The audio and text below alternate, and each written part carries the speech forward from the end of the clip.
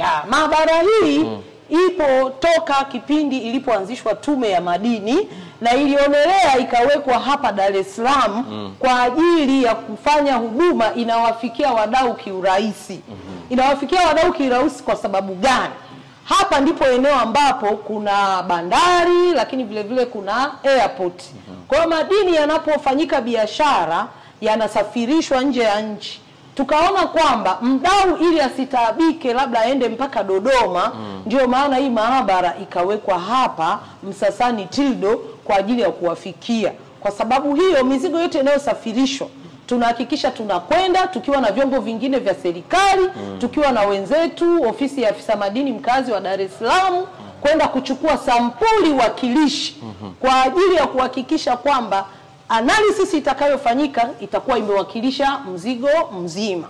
Kwa hiyo hapa ndipo eneo tunapopima, mtaona huduma zetu, tutaleta, tunapokea sampuli, tunaangalia sampuli hii ni ya madini ya aina gani, kwa hiyo yatapimwa kulingana na kwamba ni sampuli ya aina gani.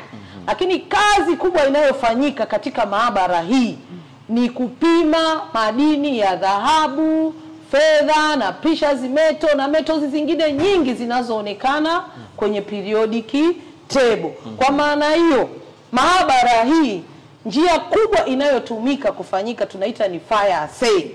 Tunazo method mbalimbali za fire assaying kutokana na kwamba zao kubwa ni dhahabu na madini ya metali.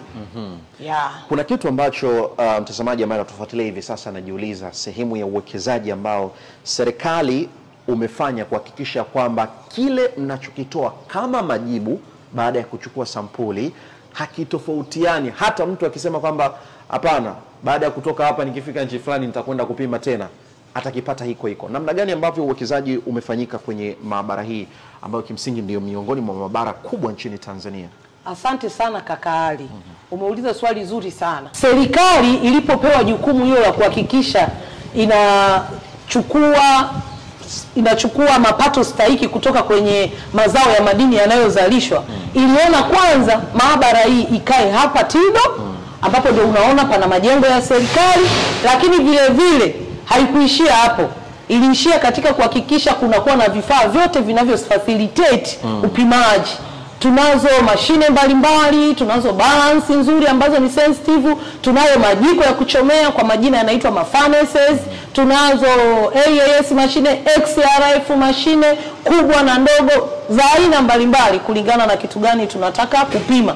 Lakini tunapima pia madini kama graphite, tunapima coal, tunapima madini pia mengine mbalimbali. Kwa maana hiyo sasa maabara hii inayo wataalamu wabobezi ambayo serikali huwa inawapa mafunzo ya mara kwa mara, lakini haijaishia hapo. Vile vile tunayo quality system kulingana na matakwa ya ISO 17025. Hata hivi ninavyokuambia tumeshawezeshwa, tuko kwenye mchakato takriban katika mwaka huu wa